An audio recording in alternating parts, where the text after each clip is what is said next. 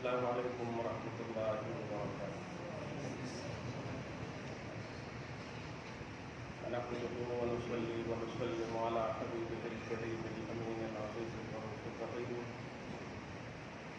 وعلى آله وأصحابه الأفضلين الأكرمين أجمعين، أما بعد، فأعوذ بالله من الشيطان الرجيم، بسم الله الرحمن الرحيم. هل عصيتم إن توليتم من تفسدوا في الأرض وتقطعوا أرحامكم أولئك الذين لعنهم الله فأصمهم وأعمى أبصارهم.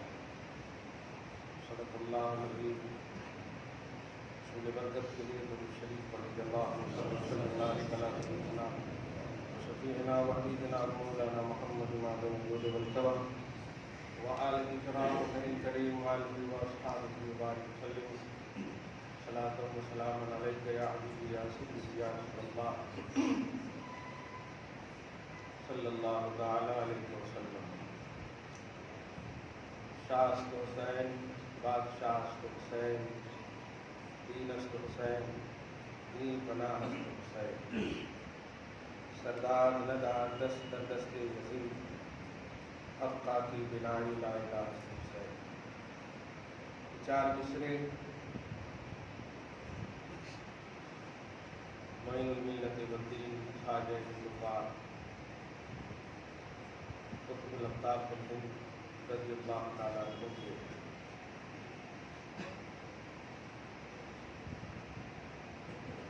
آج بھی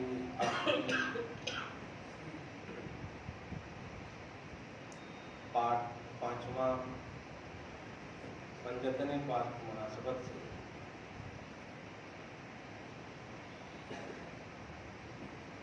تین است کے عنوان سے اس میں سب سے آخری مصرع حقا کی بنائی لا الہ الا اللہ ہے.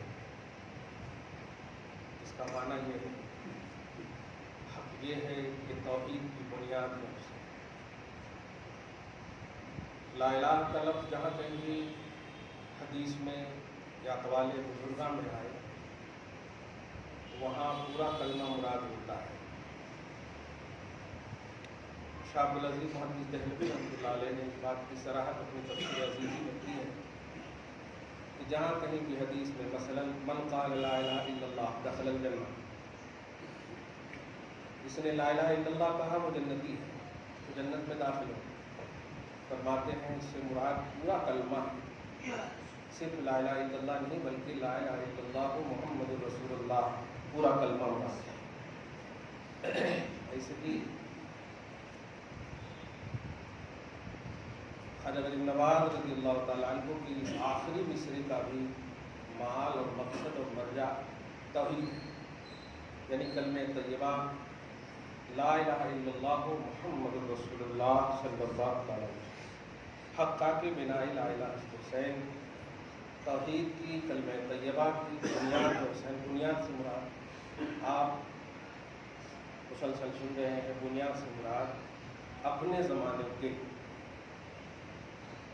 بنیاد سے مراد یہ ہرگز نہیں ہے کہ اس سے پہلے لا الہ الا اللہ محمد رسول اللہ کی بنیاد ہی نہیں کہیں، ایسا نہیں. سبب، غلبہ، شوکت اسلام، عظمت و رفعت اسلام، توحید کی شناخت، معرفت، یہ مراد ہے. قرآن پاک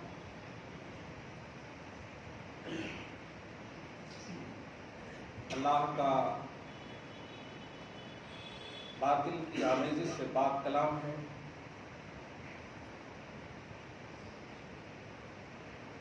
اس کلام کے ذریعے سے جس بھی شخصیت یا جس بھی مخلوق کی عظمت و رفعت کی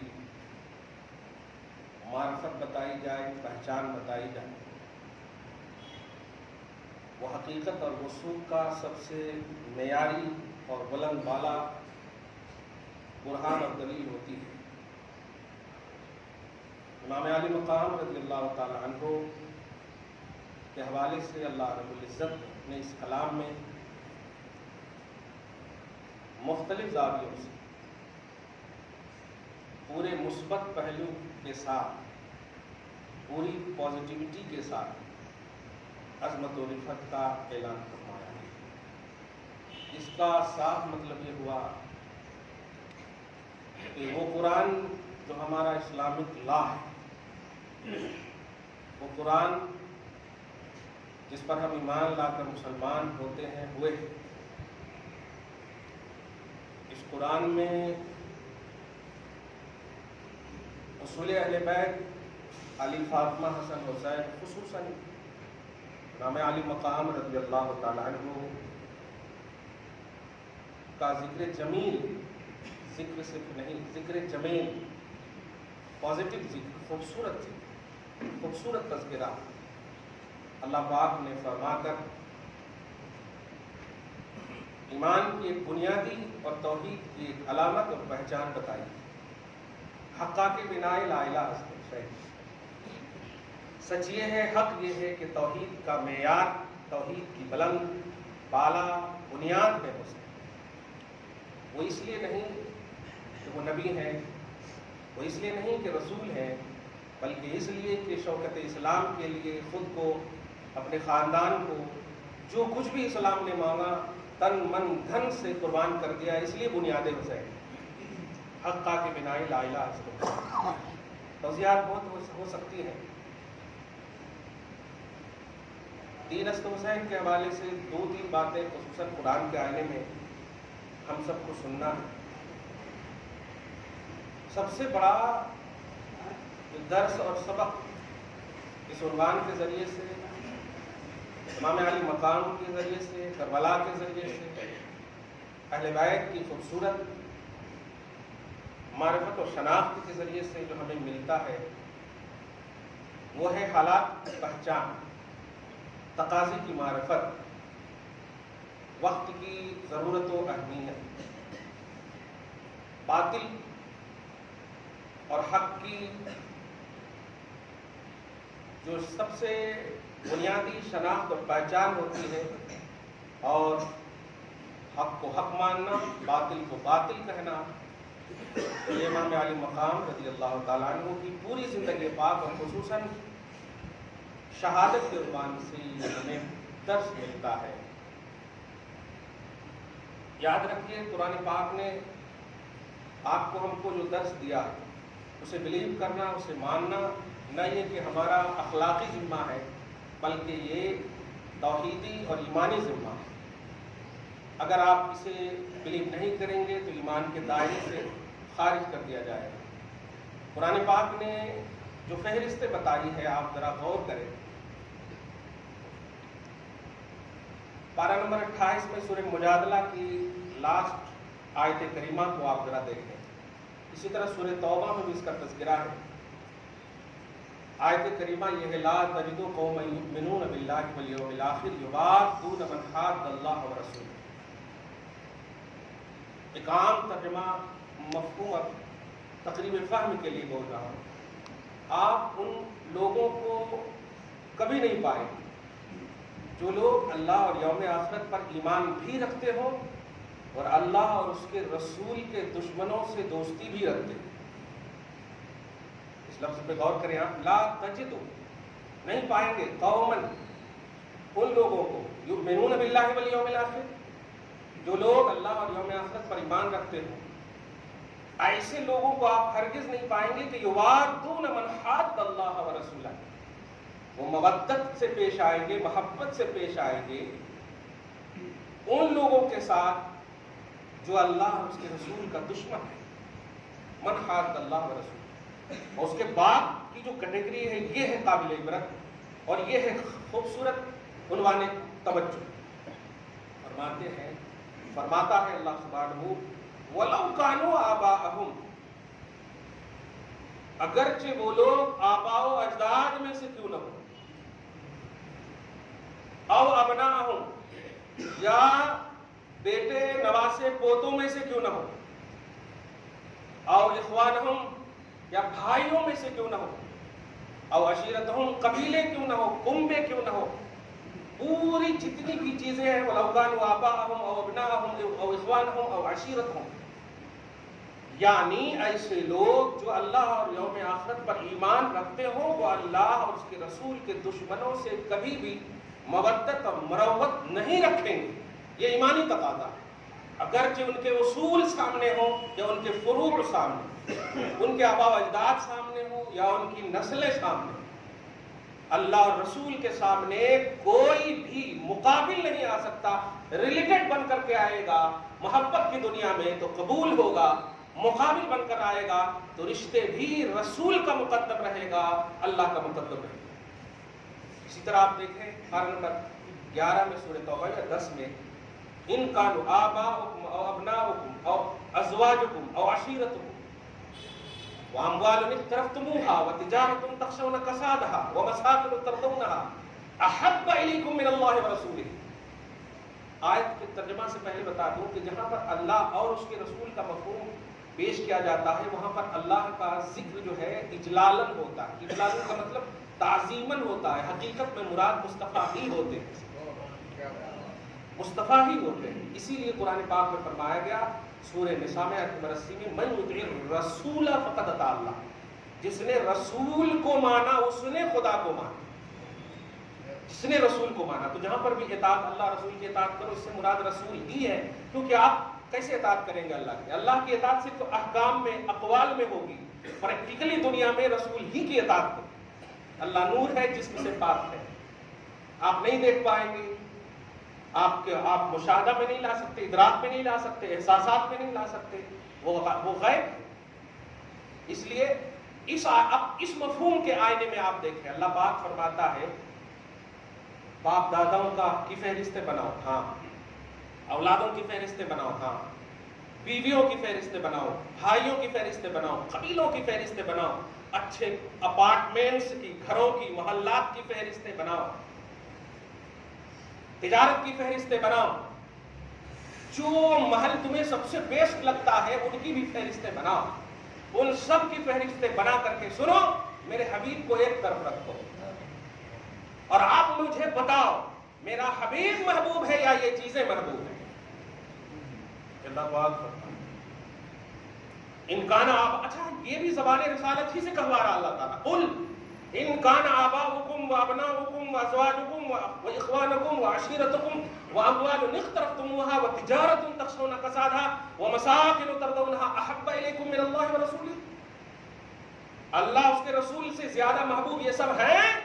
تو اللہ پاک یہ نہیں کہہ رہا کہ بھائی میں نے دیا ہے تو ٹھیک ہے، محبت ہے تو ٹھیک ہے. ایزی بھی ڈانٹ سکتا تھا، لیکن فرمایا فَتَرَبَّصُوا حَتَّىٰ يَأْتِيَ اللَّهُ بِأَمْرِهِ. میرے حبیب کے مقابلے میں اگر ایک سیکنڈ کے لیے بھی ان سے محبت کرو گے تو انتظار کرو میرے عذاب کا. فَتَرَبَّصُوا، انتظار کرو، حَتَّىٰ يَأْتِيَ اللَّهُ بِأَمْرِهِ، یہاں تک کہ اللہ اپنا عذاب دے.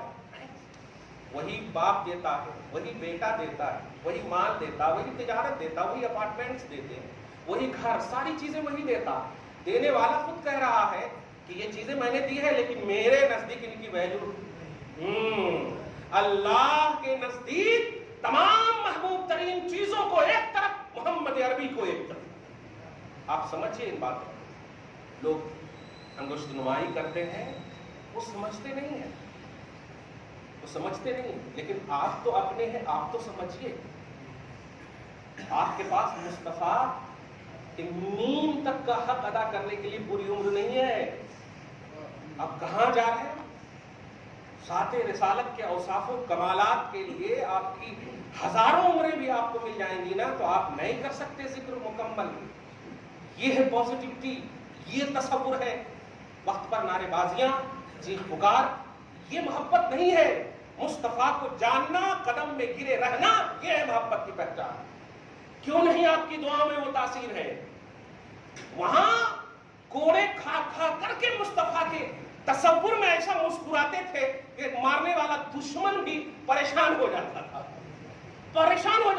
ایسے عالم میں بھی کہتے تھے یہی کہ اگر ہزاروں جان بھی مل جائے نا تو تم میرے حبیب کا نام اپنے ناپاک منہ سے مت لو، ہزاروں جان بھی ان پر قربان دے. کیا یہ پازیٹیوٹی آپ لائیں، محبت کا یہ کانسیپٹ لائیں. درود شریف پڑھ اللہ صلی اللہ محمد وعلی آل محمد وبارک وسلم. دنیا سے مت سیکھیے. اللہ پاک نے ایک اعلیٰ افضل نبی کو بھیجا اور پہچاننے کے لیے وارثین کو بھیجا، صحابہ، تابعین، اہل بیت، جتنے بھی بزرگان دین ہیں سب کو بھیجا. حدیثوں کے انبار آپ کے سامنے رکھے، ساری چیزیں آپ کے سامنے موجود ہیں. ان تمام چیزوں کو اگر آپ نے پڑھ لیے ہیں تب جا کر کے آپ دوسری طرف جائیں اور باتیں کریں. لیکن جب تک آپ کمپلیٹ خود توحید و رسالت کی معرفت اپنے دلوں میں نہیں لائے ہیں، نہیں بٹھائے ہیں، تو آپ کو یہ حق کون دیتا ہے کہ آپ ادھر ادھر جائیں، ادھر ادھر کی بات نہ کر مصطفیٰ کو دیکھ پہچان کہ کون ہیں، کیسے ہیں. جنگلوں میں بھی صحابہ رہ کر کے صرف مصطفیٰ مصطفیٰ کیوں کرتے؟ جنگلوں میں بھی، بیابانوں میں بھی رہ کر کے وہ جانتے تھے کہ ان کی پہچان ہی ہر چیز کے غلبے کا سبب ہے، ان کی مان ہی ہر چیز کے غلبے کا سبب ہے. ان باتوں کو آپ سمجھیے. دین است حسین کا وہی آسان عنوان نہیں ہے.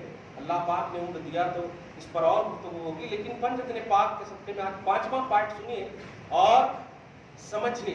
یزید مرا ہے، دھیان دیجیے گا، یزید مرا ہے، یزیدیت نہیں مری.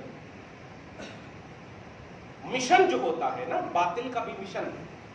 اللہ پاک نے حق کا عنوان دیا، جاء الحق، لیکن وہیں پر دیا وزحق الباطل ان الباطل کان زہوقا. حق بلند ہوگا، حق بلند ہوا، حق بلند ہوتا رہے گا، اور باطل مٹا ہے، مٹے گا اور مٹتا رہے گا. اس کی قسمت میں مٹنا ہے اور حق کی قسمت میں بلندی ہے. یہ اللہ پاک نے فرمایا.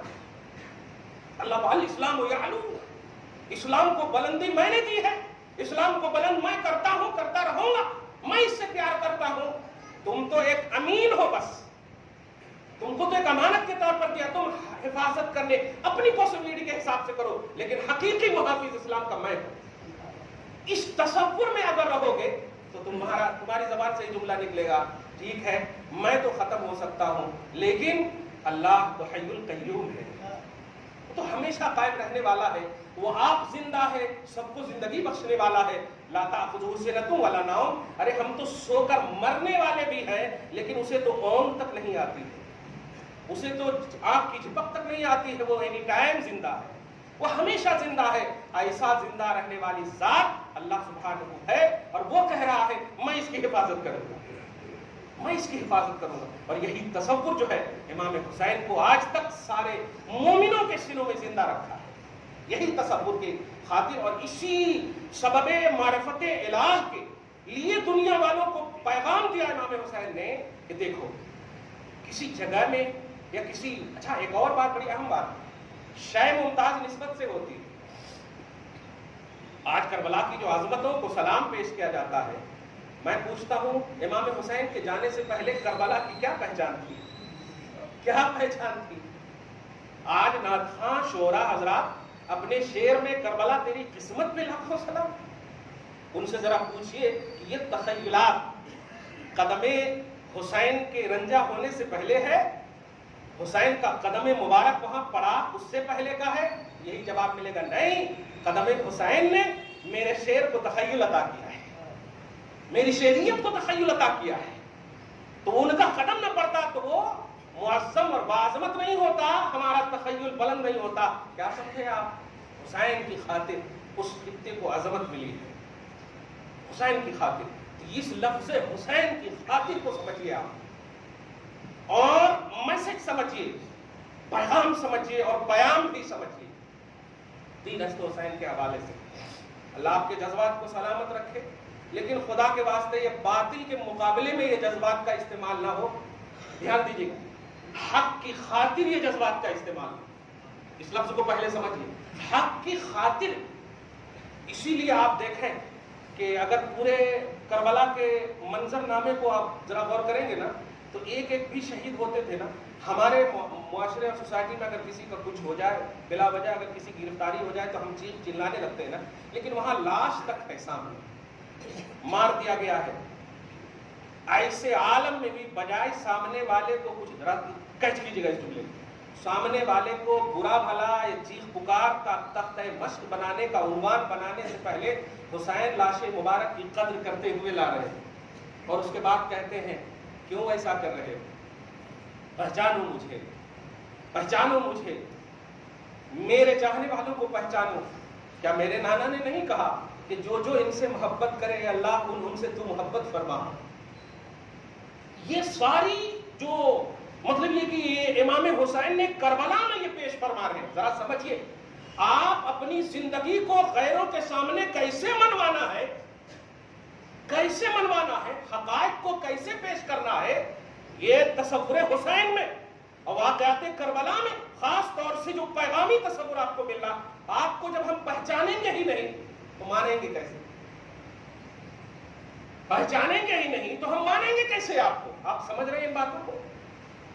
تو آپ ذرا پہچانیے حسین کو، قریب سے پہچانیے، کربلا کے منظر نامے کو دیکھیے، ایک ایک کو شہید کرنے والوں کے حوالے سے کہیں پر بھی حسینیوں کی کسی بھی فرد کی زبان سے کوئی ایسا نازیبا لفظ یا ایسا جو انوائنٹری میں نکل جاتا ہے جب جذبات سے مغلوب ہو جاتے ہیں، اور وہی جذبات کی مغلوب کی انتہا ہے، وہاں اس اپوزیشن مار رہے ہیں، 22,000 کا لشکر جرار ہے، نہ دیکھ رہے ہیں کہ بیمار ہے اس قبیلے میں، اس کنبے میں عورتیں ہیں، بچے ہیں، کچھ نہیں دیکھا جا رہا، ایسے عالم میں تو اور بھی زبان ہونی چاہیے نہ بلند، لیکن نہیں، ایسے عالم میں بھی وہی حق کی صدایں، وہی حق کی صدایں تھی، اور امت کے ان اپوزیشن کو اتمام حجت کے لیے ہر لمحہ اپنے آپ کو منوانے کا، دھیان دیجیے، اپنے آپ کو منوانے کا جو ایک عنوان دیا امام حسین نے، وہ رہتی دنیا تک آئیڈیالوجی کے طور پر استعمال کرے، پھر دیکھیے باطل خود جھک جائے گا، باطل خود جھک جائے گا۔ شوق نہیں تھا حضرت حر حسین کے کنبے میں کیوں آئے؟ کیا کوئی لالچ تھی؟ کوئی لالچ تھی ان کے پاس؟ دنیاوی جاہ و جلال تھا ان کے پاس؟ مرتبت کا تصور تھا؟ نہیں، امام حسین کے وہ پہلوؤں نے، جو پہلو کے بس ایک لفظ میں کہیے، پہچانو مجھے، میرے نانا نے تمہارے سامنے میرا انٹروڈکشن کرایا ہے، میرے نانا نے کیا کیا کہا ہے، یہ لفظ، یہ انقلابی تاثیری جملے اور کلمات نے ان کے دلوں میں ڈال دیے، اور آخرت سنور گئی، حر من النار بن گئی، جہنم سے آزادی حقیقت میں حضرت حر آ گئے۔ توفیق نہیں ملی تو آپ ذرا حسینیت کو بھی بڑے اچھے نظریے سے پہچانیے، اور آپ الحمدللہ حسینی ہیں، اس پر کوئی شک نہیں۔ میں یہ بھی نہیں کہوں گا کہ اگر کبھی کچھ ادھر ادھر کر لیے ہیں تو آپ نکل گئے، نہیں نہیں نہیں، آپ حسینی ہیں، لا الہ الا اللہ محمد رسول اللہ کی بنیاد پر آپ حسینی ہیں، اور حسینی آپ صبح قیامت تک رہیے، لیکن آپ یزیدیت کو بھی سمجھیے، یزیدیت کو بھی سمجھیے، حسینی ہیں، یہ پیغام ہے، یہ ایک مشن ہے، یہ ایک مسلک ہے، یہ ایک بلکہ کہوں تو یہ توحید کا ایک خوبصورت ٹارگٹ ہے، یہ پوائنٹ ہے، یہ ہے لائف اور جینے کا ایک ایمانی بہترین اسلوب اور طریقہ، حسینیت۔ اور حسینیت کیا ہے کہ خود کو پہچانوائیے، یہ دیکھیں حسینیت کیا ہے، خود کو پہچانوائیے، باطل تو خود بخود آشکارا ہو جاتا۔ قرآن پاک نے جب آیت کریمہ جیسے سورہ محمد کی آیت نمبر 22 اور 23 میں نے ابھی تلاوت کی، 22 اور 23 تھوڑی دیر کے لیے ذرا سے سنیے، اور لا حول ولا قوت الا باللہ العلی العظیم کے تواضع سے ذرا نوازیے یزید کو اور یزیدیوں کو، اور ذرا قریب سے سمجھیے اس پہلو کو۔ حضور پاک صلی اللہ علیہ وسلم رشتوں کے اعتبار سے بھی اگر آپ غور کریں تو سالے کا بیٹا ہے، صحیح ہے، رشتہ بھی دیکھیں آپ، صلہ رحمی کا بھی ایک عنوان اگر آپ دیکھیں، صحیح ہے کہ نہیں، رشتہ صلہ رحمی، صلہ رحمی یہ نہیں، رحم نے رشتہ، صلہ میں نے ملنا، تو رشتوں کو کی مریادہ کو قائم رکھنا صلہ رحمی کا ایک کانسیپٹ ہے، صحیح ہے۔ اتنا بھی نہیں پڑھا لکھا، 1400 سال کے بعد حسین سے اتنا پیار کر رہے آپ، 1400 سال کے بعد، کاش وہ حسن حسین نگاہوں کے سامنے آ جائے، تصور حسین میں اپنی زندگی کاٹ رہے، الحمدللہ، تو اتنا قریب ہو کر خیر القرون میں شر البریہ کا ایک عنوان بنا ہوا شخص، تو نہیں سمجھ سکا حسین کو؟ نہیں، معلوم ہوا اللہ تعالیٰ نے چاہا ہی نہیں کہ تم سمجھو، اور 1400 سال کے بعد کا ہمیں اور آپ کو چاہا ہے کہ حسین کو سمجھو، سبحان اللہ۔ یہ قربے اور بودے زمانہ اللہ تعالیٰ نہیں چاہ لے تو صدیاں کیوں نہ گزر جائے، اپنا بنا لیتا ہے اللہ، حسینی بنا لیتا ہے اللہ۔ ذرا قریب سے، اب میں نے رشتے کا بھی عنوان دیا آپ کو، بہت قریبی رشتہ تھا نبی سے، بہت قریبی رشتہ. اب زیادہ نہیں کچھ بولوں گا. اب قرآن کی آیت سمجھیے. اللہ سبحانہ فرماتا فَهَلْ عَصَيْتُمْ إِن تَوَلَّيْتُمْ أَن تُفْسِدُوا فِي الْأَرْضِ وَتُقَطِّعُوا أَرْحَامَكُمْ. تو کیا تمہارا یہ لچھن بن جائے گا؟ آپ کے حساب سے ترجمہ کرو. کیا یہ تمہاری عادت بن جائے گی؟ کیا تمہارا یہ نظریہ بن جائے گا؟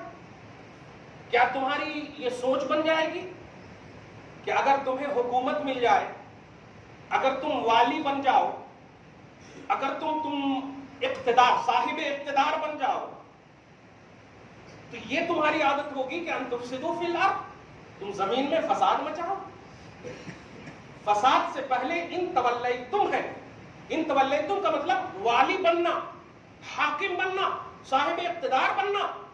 پورا منظر آپ ذرا غور کر لیجئے گا. حسین سے میری بیعت لو، مان جائیں تو ٹھیک ہے، نہیں تو سر قلم کر دو. یہ حکم نامہ تھا یزید کا. وہ اگر بیعت لے لیے تو پھر سب لوگ لے لیں گے. کیا حسین کی عظمت ہے غیروں کے بھی نگاہ میں. وہ ہو گئے تو سب، کیا بات ہے. مگر اللہ پاک نے نہیں چاہا. وہ تو ہمارے ہیں، ہمارے ہیں، ہمارے ہوں گے. اب غور کریں، کیا تم والی بن جاؤ، حاکم بن جاؤ، اقتدار والے بن جاؤ، تو بن جانے کے بعد تمہاری لچھن یہ بنے گی کہ تم زمین میں فساد مچاؤ. اور آگے ہے وَتُقَطِّعُوا أَرْحَامَكُمْ، اور رشتوں کو کاٹو، صلہ رحمی نہ کرو. ارحام رحم کی جمع. وَتُقَطِّعُوا أَرْحَامَكُمْ، قطع کرو، صلہ رحمی نہ کرو. اگر ایسا کرو گے، اب ذرا اسی دو لفظ پر دھیان دیجیے گا. والی بھی بنا کہ نہیں یزید، تخت پر بیٹھا کہ نہیں یزید بیٹھا، بس صرف یزید تک رہیے، آپ ادھر ادھر مت جائیے. تخت پر بیٹھا، والی بھی بنا. لگ رہا ہے اللہ تعالیٰ ایک دم ڈائریکٹ یزید سے کہہ رہا ہے. غور کیجیے گا. تخت پر بھی بیٹھ گئے، اقتدار بھی تمہیں مل گیا، ہاں، تو کیا تم اپنی عادت یہ بنا لو گے کہ تم زمین پر فساد مچاؤ؟ اب اس لفظ پر غور کیجیے. تھوڑی سی بھی اگر اس عنوان میں آپ شدھ بدھ رکھتے ہیں، علم رکھتے ہیں کہ یزید نے اپنے دور ثلاثہ میں، 3 سالہ دور اقتدار میں کیا کیا کیا ہے، تو کچھ معلوم ہو یا نہ ہو، لیکن حرم پاک کو پامال کیا ہے یہ ضرور معلوم ہے. آپ مکہ اور مدینہ پر گھوڑے، مکہ اور مدینہ پر گھوڑے کے گوبر سے، مکہ اور مدینہ پر تمام تر جتنی بھی مطلب نجاست کا عنوان ہو سکتا ہے، وہ ساری چیزیں کیا ان وقت میں اپنے دور اقتدار میں. تو اب اللہ کیا کہہ رہا، کیا تم اپنی یہ عادت بنا لو گے کہ اقتدار تمہیں ملے گی تو زمین میں فساد؟ دنیا چھوڑیے، اقتدار ملی یزید کو، زمین میں فساد سے مراد مکہ پر بھی فساد مچایا، مدینہ کے تقدس کو پامال کیا، حرمین کی عظمتوں کو پامال کیا. اور اللہ پاک یہی فرما رہا. اور اس کے بعد سنیے، دوسرے سالہ تیسرے سالہ میں آپ غور کریں تو رشتوں کی پامالی کا عنوان تو بولتے ہی تھک جاتی ہے زبان اور اشکبار ہو جاتی ہے آنکھیں، دل ٹوٹ جاتا ہے کہ ایسا رشتے کو کاٹا اس نے، اس طرح سے کاٹا کہ حرم پاک کی تمام ان دوشیزاؤں کو ان بدبختوں نے اپنے چاہنے والے اور اپنے لشکروں پر حلال قرار دے دیا. معاذ اللہ، پڑھیں استغفر اللہ ربی من کل ذنب، معاذ اللہ رب العالمین. وہ تمام حرم پاک میں پاک عورتیں ہماری ماں اور بہنوں کے لیے مکمل طور پر ان ظالموں نے اور بدبختوں نے، ذرا قریب سے اور ابھی کے زمانے کو بھی سمجھیے، سملرٹی سمجھیے. ہمیں انصاف نہیں مل رہا، ہماری عورتوں کو انصاف نہیں مل رہا، تو یزیدیت یہ باقی ہے، یزید کا خاتمہ ہوا ہے. سمجھیے آپ. اور حسینیت کا بھی ایک تصور و پیغام دیا ہے میں نے. ان بدبختوں نے عورتوں کی بھی عزت کو پامال کیا ہے، عورتوں کی عزت کو بھی پامال کیا. اللہ رب العزت نے یہ دو ہی بات کہا تھا، صاحب اقتدار بن جاؤ، تم مقتدر بن جاؤ، تم ارباب حکومت بن جاؤ، تمہارے پاس باغ ڈور آ جائے تو تم یہ کرو گے. اور ان دونوں کا مرتکب ہوا یزید. تو اللہ پاک نتیجہ کے طور پر جو فرما رہا ہے، ہم حسینی کے لیے بڑا خوبصورت عنوان ہے. اللہ فرماتا ہے اولئک الذین لعنهم اللہ فاصمهم واعمی ابصارهم. اے لوگوں، اے حسینیوں، پریشان مت ہونا، میں ذمہ داری لیتا ہوں، صبح قیامت تک ان پر لعنت میں بھیجوں گا. تمہارے ملعون کہنے سے ہو سکتا ہے تمہاری زبان میں تاثیر نہ ہو، لیکن میں تو پاک خالق ہوں، مالک ہوں. میں اگر لعنت بھیجوں گا تو کون ہے اس پر رحم کرنے والا؟ کون ہے اس پر رحم کرنے والا؟ اولئک الذین لعنهم اللہ فاصمهم واعمی ابصارهم. यही वो लोग हैं, यही फसादी है, यही दहशतगर्द है, ये टेररिस्ट ऐसे हैं कि अल्लाह पाक इन्हें अपनी रहमत से दूर करके लानत फरमाता है। और उसके बाद फासम्महुम, बहरा कर देता है, हक नहीं सुनते, हक नहीं सुन सकते। वआमा अबसारहुम, आंखें इनकी फोड़ देता है, हक नहीं देख सकते। लेकिन मैं यहाँ पर जरा गौर करता हूँ, जबान पर ताले नहीं लगाया हुआ, कान पर कहा कि हाँ बहरा कर दिया मैंने, और आंखों को भी, लेकिन ये नहीं कहा कि जबान पर। इसीलिए जबान दराजियां हो रही है ना, तो मंशए इलाही को भी समझिए, ये जबान दराजियां तुम्हारी हुसैनियत के गलबा का सबब बने, ये है मंशए तौहीद।